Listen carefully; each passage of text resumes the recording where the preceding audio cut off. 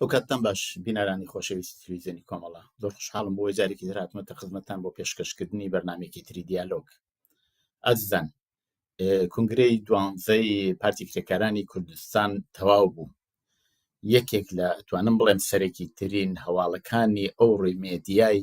هەم ناوچەوە تا ئاسێکیش جیهان کنگرەی 12ی پارتی کرێکارانی کوردستان بوو. طبعاً پێش لەوەی کنگرەکە بگیرێت پەیامێکە لەلایەن بەڕێز عەبدوڵڵا ئۆجەلانەوە هاتە دەرەوە، داوای کرد کە پارتی کرێکارانی کوردستان کنگرەی هەڵەشانەوەی خۆیان وێ بگرێت و چەک دابنێت. ئەوەیش لە جێی قسە و باسێک بوو کە لەلایەن تورکیا لەلایەن دەوڵەت باخچەلی و حکوومەتی ئێستەی تورکیا ڕەجەب تەیب ئەردۆغانەوە هاتە پێشەوە بە نێوجگەری دەم پارتی کە ئەوانیش هاتوچووی بەڕێز ئۆجەلانیانە کرد. باسەکە تەبعاً باسێکی ڕۆژە و ئێستش هەر دۆشتی ناڕۆشنی تایە و ئەبێ لەسەرەوە هەر قسە و باس بکرێت. بۆ ئەم باسە داوامان کردووە لە بەڕێزان کاک مەیسەمی مرادی لێکۆڵەری سیاسی و هەروەها کاک ئەنوەر بازگەر ڕۆژنامەوان. بەڕێزان بەخێر بن بۆ بەرنامەیە. زۆر سپاس زۆر سپاس. با پرسیارەکەم لە کاکەنوەرەوە دەست پێ بکەم. کاکەنوەر، هۆکاری چییە پارتی کرێکارانی کوردستان مۆزوعەکەی ئەوەندە گرنگە کە هەموو ئەو هەواڵنێریانە باسی سیاسی، حزبە سیاسیەکان، دەوڵەتەکان، نەتەوە یەکگرتووەکان هەمویان باسی لێەکەن؟ تایبەتمەندیەکەی چییە؟ پێم خۆشە بە کورتی ئەوەمان بۆ باسکەی جا دوای دینە سەر پرسیارەکان. بەناوەڕێی خۆم سپاس بۆ جەنابێت و بۆ کاک مەیسەم و بۆ تەلەڤیزیۆنی کۆمەڵە. لە ڕاستیە ئەوەی کە بابەتی کۆنگرەی پێکاکا و چەکدانانی پێکاکا بۆتە بزووی میدیایی بە نەزەری من یەکێکیان پرسەکە پەیوەندی بە کوردەوە هەیە کە کورد بۆ خۆی ئێستا بەحس و بابەتێکی گرنگە لەسەر لاپەڕەی میدیاکانی جیهان و لە بارودۆخی سیاسی دنیاش و بەرەو پێشچوونی گەورەی بەخۆیەوە و کەم ڕۆژ هەواڵی میدیا جیهانیەکان بەبێ کورتەیە. یەکی تریشیانەوەیە کە بابەتەکە پەیوەندی هەیە بە پارتی کرێکارانی کوردستانەوە کە هێزێکی گەورەی کوردستانیە و ئەتوانم بڵێم یعنی تاکە هێزە یان یەکێکە لەو هێزانەی کە ئێستا لە سەرتاسەری دنیا وەکو هێزێکی چەکداری خاوەن ئیدۆلۆژی مەسەلەن بەقووەت کە ناوچەیەکی جوگرافی پانپۆڕی گەورەی بەدەستەوەیە و خاوەنی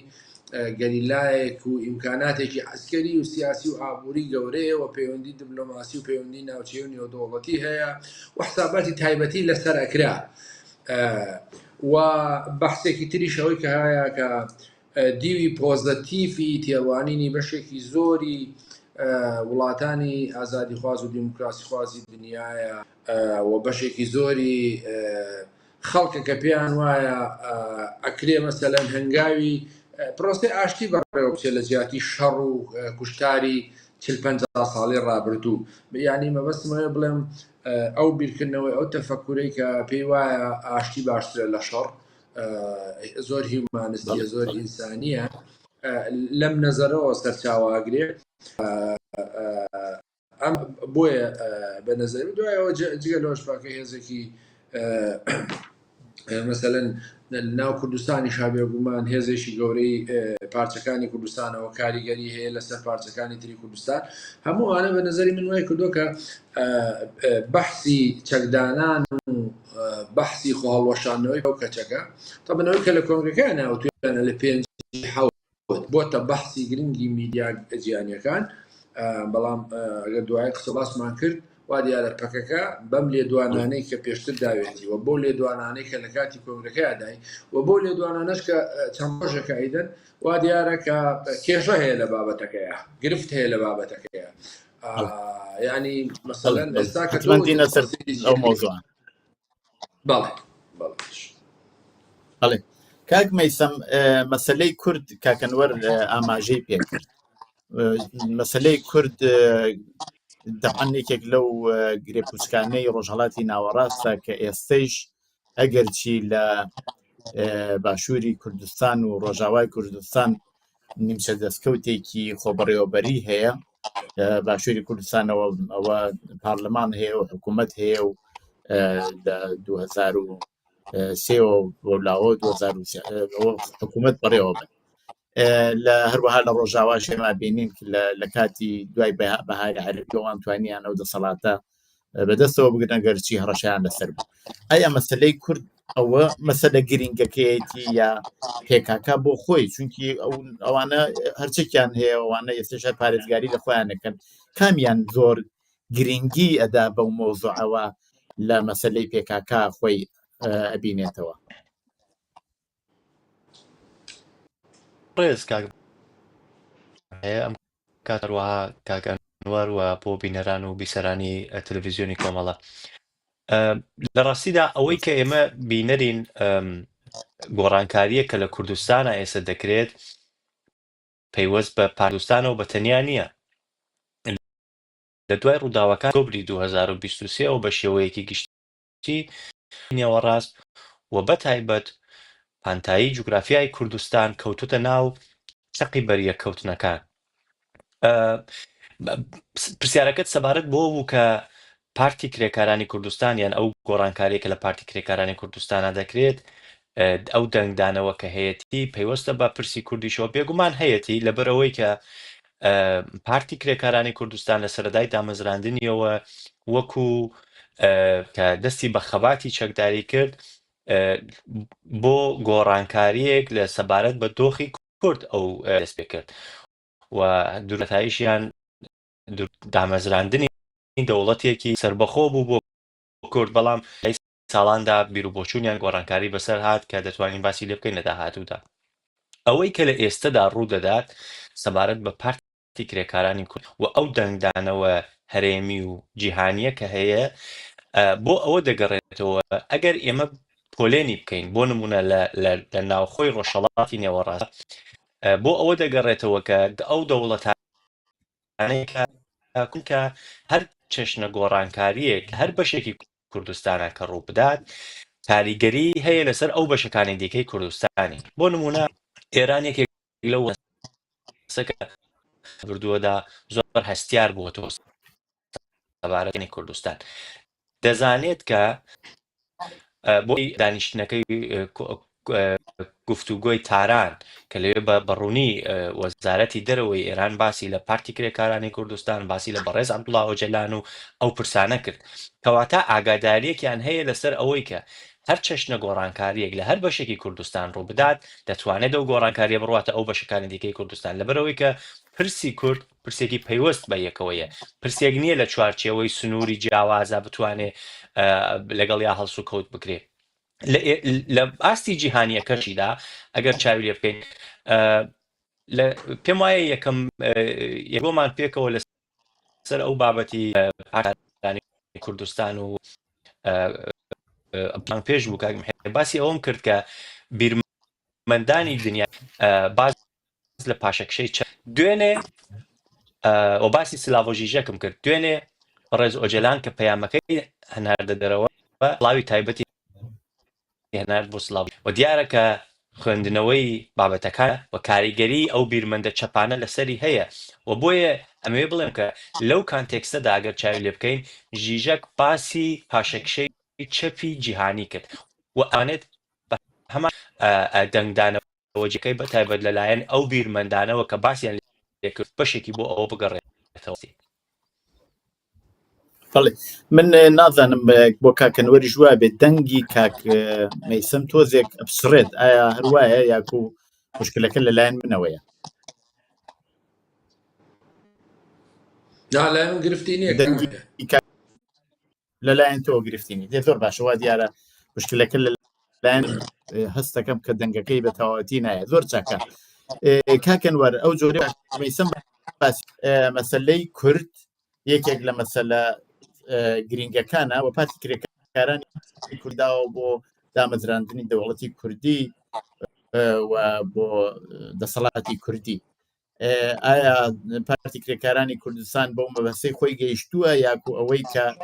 نەخێر گۆڕانکاریکی تر هاتوۆتە مەیدان و ئێوێ خەباتەکەی بە شێوەیەکی کە بباتە پێشەوە؟ وەڵای لە ڕاستیە کاک مەحیا ئەوێ ئەم پرسیارە خۆی لە ئەسڵی پێکاکا بکرێت کە بڵێ چ ڕوویدا چ هەلومەرجێک هاتۆتە پێش و ئەو ئامانج و ئارمانانەی کە تۆ خەباتت بۆ کرد و دەستت دایە چەک ساڵی 1970 خەباتی سیاسی ساڵی 1984 خەباتی چەکداریت بۆ کردە ئامانج و چوویتە قەندیل و ئەوانە ئەو ئارمان و ئامانجانە ئێستا بێگومان کەمترینی بێگومان بەڕێی من کەمترینی و دوایە پارتی کرێکارانی کوردستان لە دەوڵەتی سەربەخۆی چوار پارچەی کوردستان و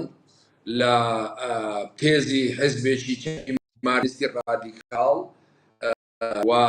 لە حزبێکی خاوەندە هەزار گەریلاییەوە وەلێکا کە خاوەنی 32 حزب و ڕێکخراوی چەکداری و سیاسی و ژنان و گەنجان و لاوانی هەر چوار پارچەی کوردستانە و حزبێک لە خاوەنی کۆنفیدرالیزمی دیموکراتیەوە و لە زۆر تێزی گەورەگەورەوە ئێستا هاتۆتە سەرەوەی کە ئەڵێ خۆسەری دیموکراسی مەوێ و ئەمە خودی قسەی وەجالانە قسەی من نییە لە مانیفستۆی شارستانێتی دیموکراسی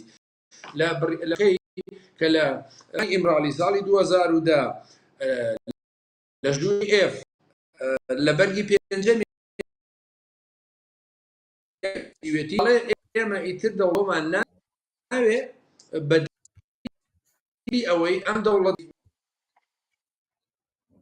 سانسۆر دیکتاتۆریەت دەڕوا هیچ خصوصیاتێکی بۆیە پێمان باشە خۆسەری دیموکراسی و گەشتراوی کۆمەڵگای مەدەنی ئەمە ئەهدانە پێشێ لە ناو پەرەکیە گرتووی من پاشەخشەیە لە هەمان کە خۆیان بۆ کرد ڕۆژهەڵا سەرۆکی وڵات مانیفێستە قەبەیە و ئێستا هاتۆتە سەر ئەوە و ئەو ڕووداوانەی با بڵێم لە 25 شوباتی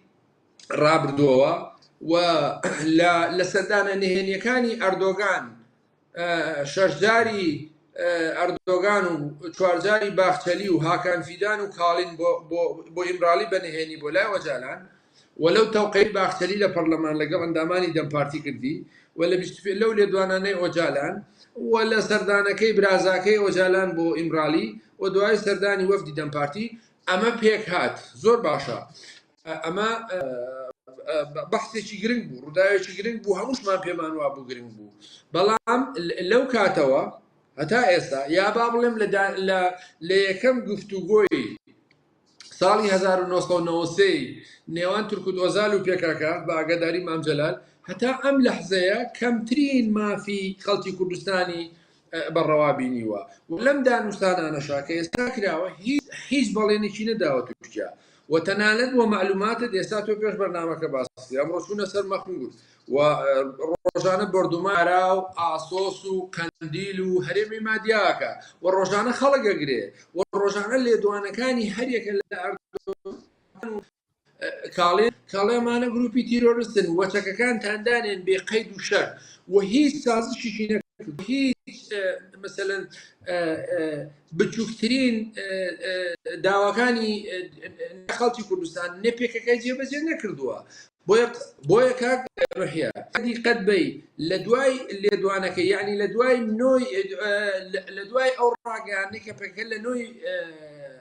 5 دای لە دوای دوو ڕۆژی کۆنگرەکەی وڕێک هەبوو بۆ بابەتە ئێستا مەسەلەن بڕۆ لێدوانی مەسەلەن وتەبێژی کەچەکە بخوێنەرەوە و لێدوانی دوێنەی مراد قەرێڵان بخوێنەرەوە و لێدوانە ناڕەسمیەکان یان ئەو قسە لەگەڵ مەسەڵەکان بکە پاشەکشیان کردووە لەو بەحسا یعنی پاشەکشیان ئەڵێن تووشی ئێمە چەکدانانین ئێمە تاوە ڕسمی تورکیا وەڵام نەداتەوە هیچ ناکەین قسەکە لە چییە قسەکە لەسەرەوەیە کە زوو بۆیان دەرکەوت کە تورکیا ئامادەگی سازش و گفتوگۆ و پرۆسەی ئاشتی نییە و هیچ شتێک ناخاتە سەر مێزی گفتوگۆ بۆ هیچ بەڵێنێک نادا تەنانەت بەڵێنی ئەوەشی نەداوە کە کارکتەرە سەرەکیەکە کە وەجعالانە لەژێر فشاری ئەمریکا، لەژێر فشاری ئەردۆگان، لەژێر فشاری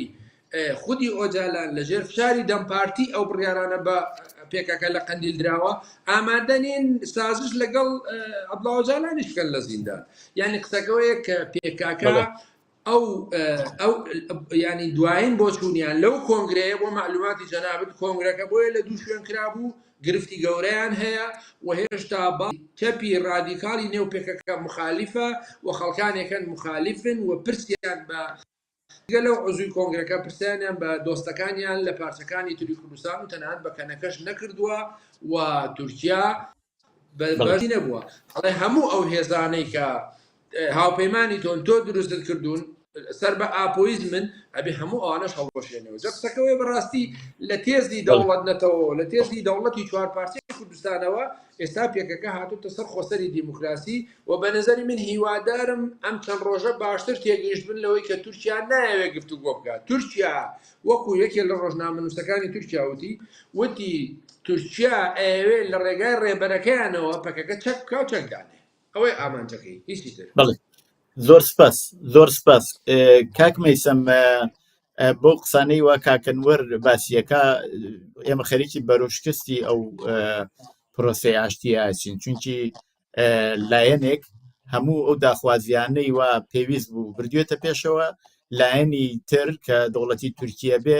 هیچ هەنگاوێکی هەڵ نەگرتووە هێزێکی هیچێک لە زندانیانی ئازاد نەکردووە بۆردمان هەر بەردەوامە ئەوەیە کار وە کاکەنوەر باسی کرد بە پێکاکا وترێت تۆرۆریست و زۆر شتی تر پێتان وایە ئەوە بەرەوشکەست دەچێت؟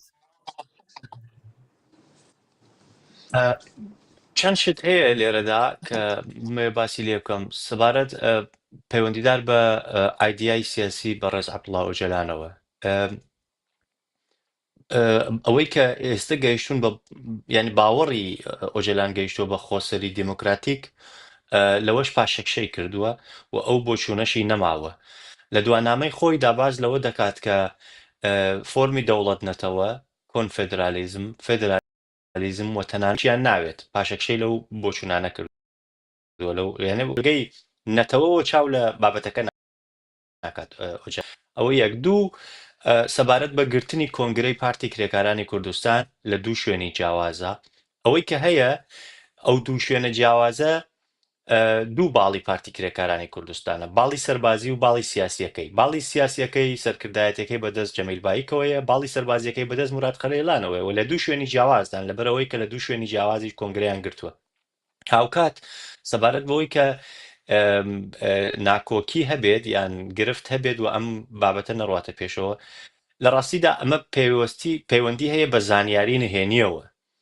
من هیچ زانیارێکی نهێنیم نییە بەڵام بە پێی ئەو هەنگاوانەی کە هەڵیان گرتووە تاکو ئێستا لە دوای نامەکانی ئۆجەلان و دوای ئەوەی کە کۆنگرە گیراوە وایە کە ئەم پرۆسەیە لەژێر چاودێری ئۆجەلان خۆیدایە وەسایەتی پەکەکە گەیشتۆ بەو درەنجامەی کە پارتی کرێکارانی کوردستان هەڵبۆشێنێتەوە چەکیش دابنێت خەباتی چەکداری بوونی نەمێنێت لە ئێستادا ئەو دەنگۆیانە کە هەیە کە باز لێت دەکرێت لە یەک حاڵەتدا و لە یەک دۆخ دەتوانین ئێمە ڕەواییەکەی بسەلمێنین ئەوەیە کە کرێکارانی کوردستان کۆنگرەی دیکە ببەستێت و ئەگەر کۆنگرەیش ببەستێت چیتر بەپێی دەرەنجامی کۆنگرەی دوانزەی خۆی ناتوانێت کۆنگرەی سێزدە ببەستێت دەبێت یەک ببەستێت واتە دەبێت پارتی کرێکارانی کوردستان لە تێپەڕ بکە ئەمە پرسیارەکە لێ دایە شوێنە ئەمان بڕۆنە پێشەوە من پێم وان نییە ئەوان تاو شوێنە بڕۆنە پێشەوە لەبەرەوەی کە ئەوان لە کۆنگرەی دوازدەدا بە فەرمی دەڵێن کە هەموو چالاکیەکان لەژێر ناوی پارانی کوردستان کۆتایی پێهاتووە و ئەگەر ئێمە بە هەڵسەنگاندنەکانمان و قسەکانمان بە پێی کۆنگرەی دوازدەی پارتی کرێکارانی کوردستان بێت دەبێت بڵێن پارتی کرێکارانی کوردستانی پێشوو لە ڕاستیدا لەبەرەوەی کە ئەوان خۆیان بە قسەی ئۆجەلان فەسخ کردوتەوە لێرەدایە کە ئەگەر ئەو کەسانش کە باز لێ دەکرێت بۆ نمونە بۆچوونی جیاواز هەیە من پێم وایە کە من ناتوانم لەسەری ئەو بابەتانە زۆر بدوێم لەبەرەوەی کە ڕوان ئەوەی کە بەڵگەیەک و ئارگومنتێک بۆ دەستی منەوە بێ خودی پەکارانی کوردستان کوردستانەکە بڕیار داوە لەسەر ئەو بابەت بەڵێ کاکەنوەر مۆزوعەکە فقط لە بینی پارتی کرێکارانی کوردستان و دەوڵەتی تورکیە نییە بۆ جۆرەوە باس کراوە کە دەوڵەتی ئەمریکاش دەوری بووە لەم هەتا بۆ پاراستنی کۆنگرەکە و هەروەها بۆ ئەوەی کە ئەم پەیوەندیانە پێک بێنێت. پێتان وایە سەرڕای ئەوە ئەو جۆرەش وە کاکمەیسم باسێکە ئەگەر پارتی کرێکارانی کوردستانی پێشوو بڵێن یا ئەوەی تازە هەڵوەشاوتەوە پێ دەچێت بەو شێوە بچێتە پێشەوە پارتێکی کە بنیادەنرێت و دیسان چوارچێوەیەکی سیاسی بۆ دیاریکرێت. ئەوە ئێوە زانیاریتان لەو بابەتەوە لە شانسەکایە؟ کاک ئەوان پێش کۆنگرەکە بەحسوخواسێکە بۆ کە پارتێکی سۆسیالیستی دروستکەن، یعنی وەکو بەدیلی. بەڵام من وتم ئێستا مەسەلەن تۆ سەیری مساحەبەی یا قسەکانی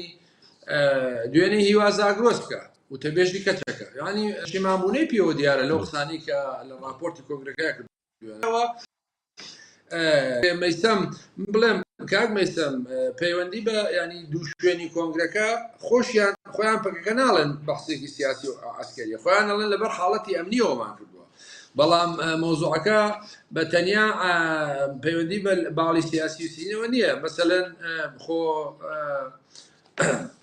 بە سێهۆزات سیاسیە، خۆ ڕسمەکانە دۆڕان کاڵکان و جەمیل باگ لە شوێن بەیەکەوە لە شوێنی ترە بەیەکەوە نین، یعنی قسەکە پەیوەندی هەیە بە حاڵەتی ئەمنیەکەی ڕاستە، بەڵام خلافی زۆریان هەیە و تا ئێستا مەسەلەن بەڕسمی دۆڕان کاڵکان و باڵەکەی لەو بارەیەوە قسەیەکی جدیان نیە. دوو ئەوەی نەوێ حیزبێکی تازە دروستکەن کاک محیە، یعنی ئێستا پێکەکە بەڕاستی ئینسان کە گوێ لە خطابەکەی ئەگرێ، ینی بتۆ وەکو شارەزایەک بزانی خەریکی چیەوێ، ینی وازەح نییە. لەبەرەوەی پێم وایە گرفتێکی بۆ دروست بووە. گرفتەکەەوەیە کە یەکەم لە ڕاگەیاندنی کۆنگرەکەەوە خەڵک لە باکووری کوردستان پێشوازی لێ نەکرد، هیچ کەسێک نهاتە سەر شەقامەکان، کە مەسەلەن جاران ئۆجالان بەسیترین قسەیەکرد بە ملیۆن کە زەهات بۆ ئاهەنگی نەورۆز مەسەلەن و لە پارچەکانی تری کوردستانیشە و ئەوەندەی من بزانم قسەم کردووە لەگەڵیان بەشێکی زۆر لە دۆستە هەرە نزیکەکانی خۆشیان مخالیفی ئەمن، پێیان وایە کارێکە بەبێ هیچ گەرنتیەک بەبێ هیچ زەمانەتێک پارتی کرێکارانی کوردستان وی کردەوە. بۆیە پێکەکە خۆشی هەڵوەشێنێتەوە، یعنی باڵێک لە ناوپەکەکە قەندیل چۆڵ ناکە بە نەزەری من، و لە حاڵەتێکیشا ئەگەر هەمووشیان ئەو بڕیارانەی کۆنگرەکە قبولکەن، دیسان هێزێکی تر لە قەندیل دروست دەبێ لە ژێر سەیتەرەی پەکەکە و فکری ئاپۆیزما نابێ، هێزێکی مخالیفی پێکەکە بێ، هێزێکی مخالیفی ئەم بڕیارانەی کۆنگری 12 ئەبڵاوە جالانە بێ. یعنی ئەو گریمانەی هیچ ڕازنی چۆڵەکرێ و هێزی یەکێتی و پارتی حکوومەتی عێراقێتێتە سەر هێزێک دروست دەبێ. یەکێکیان واقعیەتێکی هەیە، لەبەرەوەی خەڵک ئەمە هەموو بۆچوونی هەموو خەڵکی باکووری کوردستان نییە، ڕاستە پێکە هێزێکی کاریگەرە. دووهەمیش پارتێکی ترکەوەکە قەندیل چۆڵ نەکرێوەم هێزە کۆتایی پێنەهێنێ و هێزێک بەرامبەر تورکیا چەک دانەنێ، هەم کۆماری ئیسلامی ئێران و هەم رووسیا وەکو دوو کارکتەری سەرەکی کە بەردەوام دەخاڵەتیان لە ناوپەکەکە هەبووە. ئەمە بە مەترسیە زانن لەسەر لاسەنگبوونی هاوکێشە سیاسیەکانی خۆیان. دوایە و کاک محیا، ینی تۆ دیقەت بە ئەگەر ناوی ئاشتیە، ئەگەر ناوی چەکدانانە، ئەگەر ناوی خۆ هەڵوەشانەوەی، مەسەلەن ئێمە لە 30 ساڵی ڕابردوو دەیان ئەزمموی وا جیهانیمانەیە، تازەترینیان ڕێکوتنی نێوان حارەکەی فارک و کۆلۆمبیایە. 2016 دەستیان بە پرۆسەکە کردووە و یەکەم دانیشتنیان لە کوبا بووە، لەلایەن ڕاوڵ کاسترۆی برای فیدل کاسترۆی کوباوە دانوستانەکە ساز کراوە و پرسەکە بە چەند مەرحەلە وەکو جەناب لە سەرەتایەوتت بانکیمۆن دەخاڵەتی تیا کردووە، سەرۆکی ڤەنزوێلا، سەرۆکی چیلی و بەشێکی زۆر لە وڵاتانی دنیا هەم حزوریان بووە هەم گرنتیان داوە و دانیشتنی سەرۆکی کۆلۆمبیا و سەرۆکی حرەکەی فارێک چەندجار بەڕێوەچوو کە هەموو شتێک تەواو بوو، لێبوردنی گشتی بۆ هەموو چەکدارەکانیان لە خوان ڕۆڵخۆی سەرۆکەوە تا خواری خوارەوە دەرچوو و دوایی هاتن بە ئاگاداری نەتەوە یەکگرتوەکان وتیان پرسی چەکدانان بەسێ قۆناغە بێ. قۆناغی یەکەم لە 140 چەکەکانیان تەسلیم کرد، قۆناغی دوو هەم بە ئاگاداری بانکیمۆن، قۆناغی سێ هەم بە ئاگاداری سەرۆکی ئەو وڵاتانەی کە باسم کرد و دوجار حرەکەی فارێک بەڕسمی لە بۆگۆتای پایتەخت ئاڵاکەی داگرت و حزبێکی تازە دروست کرد و هەمووشیان چوونە ناو دەوڵەتەوە وە گرنتی نێودەوڵەتی هەبوو بەڵام لێرە هێشتا دەوڵەت ئامادە نییە تورکیا ئامادە نییە ئۆجالان ئازاد بکە هێشتا ئامادە نییە ئەم حرەکەتە بەڕسمی بناسێ و ئەو 116 کەسەی لە لیستی تیرۆری فەکەکەیان بە جەمیلبایەک دەست پێەکە بە فاتمە نارجین کۆتایی پێدێ ئەڵێ ئەمانە نابێ بگەڕێنەوە تورکیا ئەبێ لانی کەم بڕۆنە ئەلبانیا کەمپیان بۆ دروست کرێ و هیچ زەمانەتێک هیچ گرنتێک نییە بۆ ئەم پرسە ینی بۆیە گلەیی و گومانەکە لەوە سەرچاواگرێ کە بەبێ هیچ گرنتێک بەبێ سێم بەبێ هیچ زەمانەتێک پێکاکە ئەم بڕیاری داوە بۆیە بە نەزەری من ئەگەر لە داهاتوویەکی نزیکە پیاچون من بڕیارنامەکانی خۆیان بکەن و توانم بڵێن تورکیایکی نەکرد بەڵام دیسانیش ئەمە یعنی کاک مەحیا پێکاکای دوای 5 ئەو پەکەکەی نییە ئێستاە و ئەو پەکەکەی پێشوش نییە کا بڕیارەکەی بە نەزەری من بڕیارەکەی لەجێی خۆیان نەبووە و هیچ گرنتیەک و زەمانەتێکی وەرنەگرتووە و ئەم دەوڵەتە هەر بۆ خۆی قابلی ئەوە نیە ئەم دەوڵەتە هیچ یعنی ئەزانی کاکەین یعنی دەوڵەتێک بناغەکەی موسسەکەی ئەتاتورک و مانیفستۆکەی لەسەرەوە دامەزرابێ ئەمە دەوڵەتی شاخاوین ئەو کوردی بەختەوەرەوەیە کە لە گۆڕستانە ئەمە چۆن مەسەلە نەتوانێت قبوڵی 20 ملیۆن کوردکە و هێزێکی ڕسمی لە ناوخۆیە کە دەمپارتی قبول نییە یعنی هەر ڕۆژێک قیومدانە ڕۆژێک سەرۆکەکەیەگرێ ڕۆژێک هەر بیانویەک هیچ ئێمە ینی هیچ نیەت باشێکێکی ئەنقەرەمان نەبینیوە لە ماوەی لە با بڵێن لە مانگ لە شوباتەوە کە گفتوگۆکان گەرم هیچ نیەتی باشێکمان نەبیوە پێم سەیرە فەکەکە ئاوا بە خێرایی کەوتە ئەو هەڵەیەوە ئەوەیە قسەکە بەڵێ کاک مەیسەم ئەو جۆرە وا باسە کرێ دیارە ئەوە تقریبا نەتوانیان بڵێن کۆتایی ئەو دانوساندنە دیارە فقط داندان بووان ستاندن نەبووە ئەوە باسە کرێ بەڵام ئێمە پێشتر باسمان کرد کە پێکاکە تاسیری لە مەسلەی کوردستان بووە هێزێکی گەورە بوو هەروە کاکەنوەر ئاماژە پێکرد بۆ خۆشان ئاماژتان پێکرد مەسلەی کورد مەسلەیەکی ئەتوان بڵێن بۆ بە پرسێکی نێودەوڵەتی ئایا ئەمە ئەتوانێت تەسیری نەرێنی دابنێ لەسەر پرسی کورد چونکە وا بینی لە باکووری کوردستان کاکەنوەریش باسیەکات ئەڵێت کە ئەوە هینە هیچ کەس نهاتوەتە سەر شقام تأثیرێکی نگاتیڤە بێ بەرامبەر بە مەسەلەی کورد ئەم پرۆسەیە ئەگەر لەسەر و باوەڕن هەڵبەتە دەزانی یەک دوو خاڵ کاکەنۆر باسەوەی کرد کە جۆرێک بڵێ وەکو گرفتی پێوە دیارە ئەم پرۆسیە زۆر ڕاستە نارە لایەنەکان ئەو لایەنانەی کە بەشدارن تێدا بۆ نمونە ئێمە ئەبێ لە کاتی دانوستانە باز لە پرسی دوو لایەنەکەین ئەبێ لایەنێکی سێ هەم هەبێت ئەبێ بۆ نمونە پارتی کرێکارانی کوردستان وەکو ئەکتەرێکی نادەوڵەتی دەبێت گەرانتیەکی نێودەوڵەتی هەبێت بۆ چوونە ناو ئەم پرۆسەیە شتێکی وها تاکو ئێستا بە ئاشکرا باسی لێ نەکراوە مانم بۆ خۆی هەمووی گرفتە وڵاتێکی دیکە باە ئەبوو شوێنێکی دی عەبدوڵڵا ئۆجەلان دەبوو بە هاتایەتە جێبەجێکردن کە نەکراوە ئەمانە هەمووی پرسیاری زۆر هەڵدەگرێت سەخ کاریگەری ئەم پرسە لەسەر بەشەکانی دیکەی کوردستان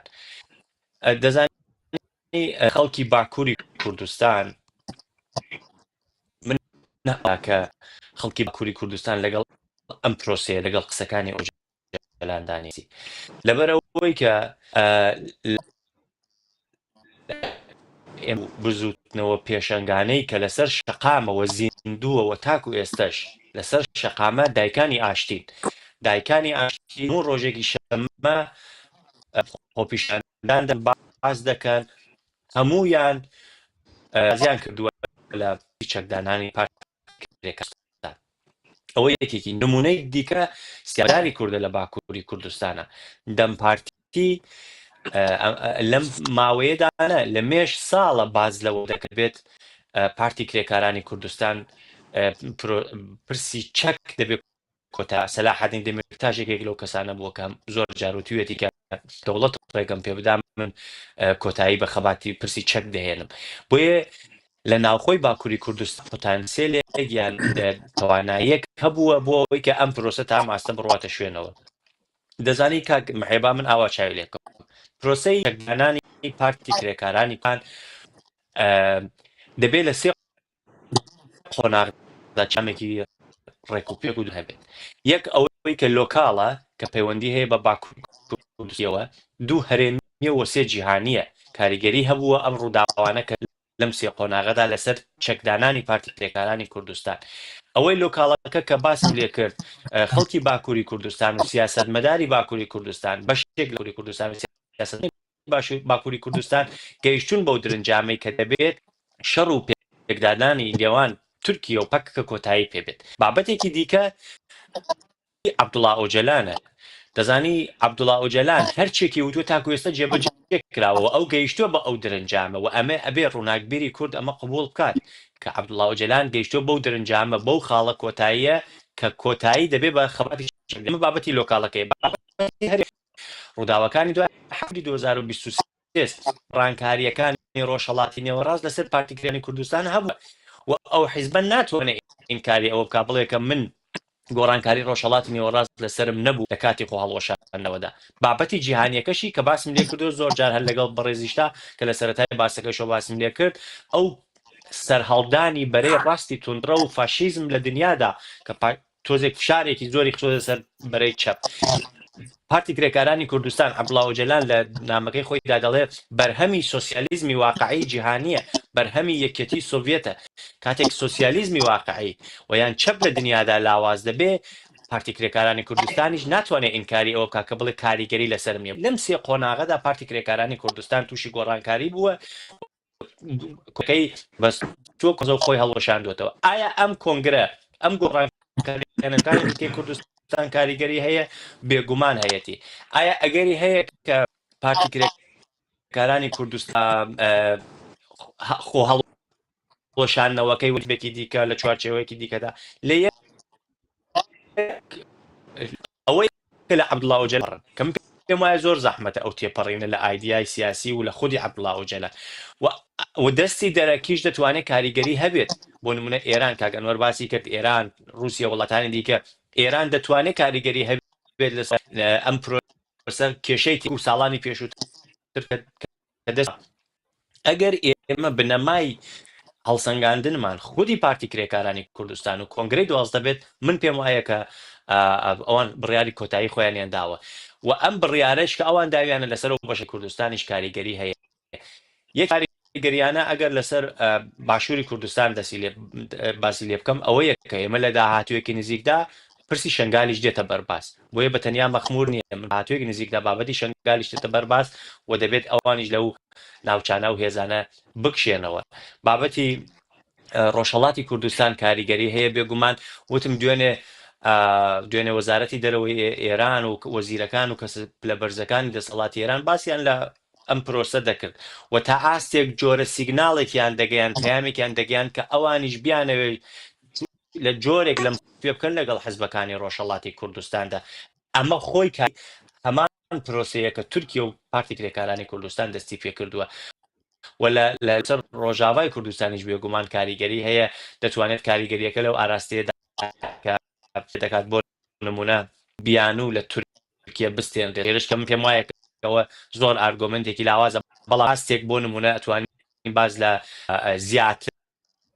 بە فەرمی ڕۆژاوای کوردستان بکەین لەوەی کە سەبا هەبووە لە نێوانی قەندیل و قامیشلوودا لە کۆی گشتیدا کرێکارانی کوردستان کە خۆی هەڵوەشاندووەتەوە بە تێبینی و بۆچوونی عەبدوڵڵا ئۆجەلان لە تیۆریدا هەڵی وەشاندووەتەوە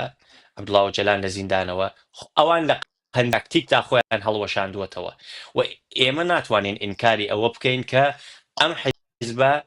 قۆناغ بە قۆناغ خاڵ بە خاڵ بە دوای قسەکانی ئۆجەلاندا نەڕۆشتووە هەمووی وەک کردووە و ئەوەش کە دەیبینین لە ئێستادا ئۆجەلان گەیشتووە بە بۆچوونی من گەیشتووە بە دەرنجامی کۆتایی و خاڵی ناوەتە سەر دێڕەکە و تا دەبێت خەباتی چەکداری کۆتایی پێبێت. بڵێ کاتم زۆر نەماوە بە کورتی کاک ئەنوەر ئایا ئەوە تەسیری بەڕێز ئۆجەلانە؟ بەڕێز ئۆجەلان 12 ساڵ ئیجازەی چاوپێکەوتنی نەبووە و حتا پارێزەرەکانیشی وە بنەماڵیشی نەیانتوانیوە بیبن ئەوەی وە ئەو دوایانە چاپێکەوتنەکە ئەوە جیاوازە. ئایا واقعان ئەو دیدە بەرینەی هەیە لەسەر گۆڕانکاریەکانی ڕۆژهەڵاتی ناوەڕاست و مەسەلەی کورد و مەسەلەی پێکاکە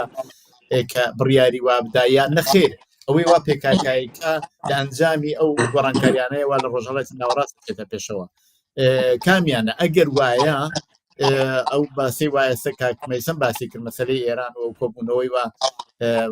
بەڕێز سیروان بارزانیش بەشداری تیا کرد و مەسەلەی ڕۆژاوەش ئەو شتە چۆنە بینن بەڵام ئەزانم پرسیارەکە زۆرە بەڵام بە کورتی تکایە. زانین کاک محیا ئۆجالان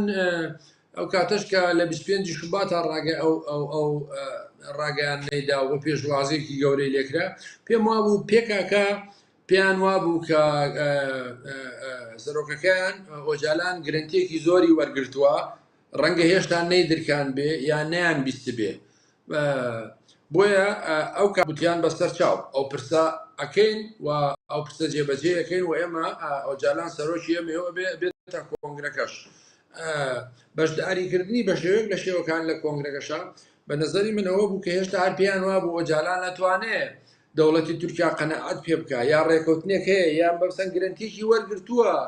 کە بتوانێت پێکاکە قەنەعەت پێ بکە بە چەکدانان وەلەو بەریشەوە تورکیا قەنەعەت پێ بکە یان گرنتیەک بداکە توانێت پرسەکە چارەسەر بێ و داخوازیەکان خەندیلیش دێ. ئێستا ئەوەی کە من هێڵێم ئەوەی ئەو قسانەی کە من وتم بەشێکی کتێبی مانیفستۆ شارستانیەتی ئۆجالانە وانەی تریش کە هێڵێم هی وتەبێژەکەیانە هی خودی لێدوانەکانی مراد قەرێڵانە و هی لێدوانی بەرپرسەکانی تریانە کە لەم چەند ڕۆژەی دوای کۆنگرەکە وتویانە کە پاش دەستبوونەوەی پێ پەشێمانبوونەوەی پێ بۆیە ئۆجالان بە نەزەری من ڕاستە لیدەری حقیقەتەکە بووە و مثلەن فکری ئاپۆیزم فکرێکی گەورە بووە پێکە بەڵام ئێستا وەکو وتم نە پێشوازی لێکراوە نە گرنتیەگە بینن و ئێستا سەرکردایەتی پەکارچەند بیرەکاتەوە ئەو هەموو ناوچە جوگرافیایە گەورە ئەو هەموو شۆڕش و ئەزمونە ئەو هەموو چەک و چۆڵە ئەو هەموو خەبات و تێکۆشانە چۆنەکرێ مەسەلەن بەبێ هیچ گرنتیەک تەسلیمیکە وە کۆتایی پێبێ یعنی پێکە بۆ خۆشی تووشی شۆک بووە تووشی شۆک بووە یعنی هیچ زمانێک نییە وەکوتم هیچ کام لەو بەرپرس لەو 116 کەسە نابێ بڕۆنەوە تورکیا و قبوڵی نییە و هیچ یاسایەکی دەر نەکردووە و هیچ لێدوانێکی باش نادا تورکیا بۆیە تورکیا بەم کارەی کردی لەگەل لە خۆناغەکانی ڕابردووە توانیوێتی ئەرگەنەکۆن کۆتایی پێبێنێ مەترسی کودەتا لەسەر دەوڵەت و ئاک پارتی بە تەواوی بنە بڕکە و کۆتایی هێنا بە گروپی فەتح الله گولەن کە مەترسی گەورە بوون لەسەر دەوڵەت و ئاک پارتی باشە و ئێستا سەرۆکی گەورەترین معارزی هێزی خۆی جەهەپەیە کە کاندیدی منافسی بوو لە هەڵبژارنەکانی 2020 خستێ زیندانەوە ئەوەی کە مابوو ئەوە بوو گەورەترین مەترسی مەترسێکی گەوری هەیە لە ناوخۆ پێکاکا بوو چۆن بتوانێ کاریگەری گەورەی لەسەردانێ بێ ئەرزشیکە و چۆن توانێت کێشە دروستکە و ئینشقاقێک دروستکە و مخالەفەت و ململانە دروستکە لە نێوان سەرۆکیان لە زیندان و قایدەکان لە قەندیل و لە نێوان هێزەکانی تر هەر بۆ معلوماتی جەناب لە یەک هەفتەی ڕابردوو پێکە بەشێکی تری هێزەکانی دیسان هێناوەتە سنووری ڕۆژهەڵاتی کوردستان یعنی نزیکەی ئەوە معلوماتە پێ بڵێم لە یەک هەفتەی ڕابردووە نزیکەی 400 گەری لای گواستۆتەوە بۆ سنوورەکانی ڕۆژهەڵاتی کوردستان لە سنووری دەسەر دەشت و بانە وردە پاشەکشە بە هێزەکانیەکە بە نەزەری من و بەشێکی زۆر لە دۆستەکانیان لەو پارچەکانی کوردستان بنەزان نیگەرانن لەو بڕیارە وەکوتم بۆیە بەهەرحاڵ هیوادارم مەسەلەن هەموو ئەو بۆچوونە نێگەتیفانەی من ڕازدەر نەچێ پرۆسەیەکی ئاشتی هاوشێوەی ئەوەی حرەکەی فارک و دەوڵەتی کۆلۆمبیا هاوشێوەی ئەوەی یاسر عەرەفات و ئیسحاق ڕابین و شێمعون پێرس کە هێشتا کێشەیان هەرماوە و ئەوەی نیلسۆن ماندێلا باشوور و نازانم هەموو دانوستانانی کە بۆ هیوادارم لانی کەم ئەبێ بۆ سوودەکانی من غەڵەت دەرچێ پێکەکە بە ئاشتی و ئارامی بڕاتەوە باکوور هێزێکی گەورە دروستکە لە جیاتەوەی 57 کورسیان هەبێ بێ بە 120 کورسی 130 کورسی و کورد لەو نەهامەتی و شەڕ و شۆڕە نەزاتی بێخەڵک نەکوژرێ و ڕەنگە یەک جگە لە هەموو دەستکەوتانەی کە بۆ گەلی کورد هەیەی و ئەتوان بیستمێن کە کورد مەسەلەن ئاشتی خوازە وە خوێڕشتن کۆتایبێ ڕەنگە یەک دەستکەوتی شخصیشی بۆ من هەبێکەوە منیش دەتوانم بڕۆمە ئەنقەرە و ئەستەمبوڵ لەمەوە دووە. بەڵێ بەڵێ زۆر سپاس. ئەم دوایین پرسیارم لە کاک مەیسەمە. کاک مەیسەم ئێوە چۆن چاوەڕوانیەکەنەوە ئەوە باسی واکرا کە پارتی کرێکارانی کوردستان لە هەموو بەشەکانی تری کوردستان هێزی هەیە و کاریگەریشی هەیە بەڕێزەجەلان ئاپۆیسم لەسەر ئەوانش کاریگەری هەیە ئەوە بینیمان ڕۆژاواوتی نەخێر ئێمە هەر جیاوازین بۆ خۆشیان هەروتیانوتیان نێمە لەگەڵ ڕۆژاوا یەک نین. ئەوە پژاک لە ڕۆژهەڵاتیش هێشتا هیچ شتێکی دەرنەکردووە باسیکی نەکردووە کە ئەو چۆن لەو بابەتەوە چیەڵێت. لە باشووریش هەرچەند ئەو لایەنەی وە لەوێ بوو دەرفەتی کاری ئیجابی ڕسمیان پێنەدان بەڵام ئەوانیش هەر وتویانە پێویست بێمە حزبێکی تر دروستەکەین. ئایا پێتان وایە بەرەو کوێ چێت وەزعەکە چی لێدە و کۆتایی پێدێت و دیسانەوە هەرو پرۆسەیەوە لە پێشتریش دووجار هاتوۆتە پێشەوە لە پرۆسی ئاشتی هەردیسان لەسەر نوێەوە دەست پێکاتەوە و شەڕ و خەباتر بۆ شێوەی جاران نەچێتە پێشەوە؟ سەبارەت بەوەی کە ئەم پرۆسە بەرەو چ ئاراسێک دەڕوا ئەگەر ئێمە باز لە ئەو دەستی دەرەکی یان ئەوەی کە دەستێوەردانی دەرەکی وڵاتان نەکەین من پێم وایە ئەگەر لەسەر بۆچوونی ئۆجەلان خۆی بێت و کۆنگرەی 12 پارتی کرێکارانی کوردستان بگرینە بنەما کۆتایی پێدێت خەباتی چەکداری و حزبە و شتێک بە ناوی خەباتی چەکداری نامێنێتەوە. هاوکات لەسەر سەبارەت بە باسی پەژاکت کرد و باسی ئەو بەشەکانی دیکەی کوردستان دەزانی کاک محەیە خودی کۆنگرەکە کە بەسراوە و دەڵێت کە شتێک بە ناوی خەباتی پەکەکە نامێنێت کۆتایی پێهاتووە ڕاستەوخۆ کەجەکەش لێرەدا کە سەرکردایەتی کەجەگە هەمان سەرکردایەتی پەکەکەیە ڕاستەوخۆ کەجەکەش دەکەوێتە ژێر کاریگەری کۆنگرەی 12 پارتی کرێکارانی کوردستان کە کەجەکە بکوێتە ژێر کاریگەری کە من پێم وایە کەجەکەش دەکەوێتە ژێر کاریگەری وە ئەویش دەتوانێت کە ئەڵنگاری خۆی بۆ دێت لایەنەکانی دیکە وەکو پەژاک وەکو ئەو هێزانەی کە لە باشووری کوردستانە بۆ نمونە یە بەشەوە ئەوانە کە بوونی هەیە لە شنگاڵا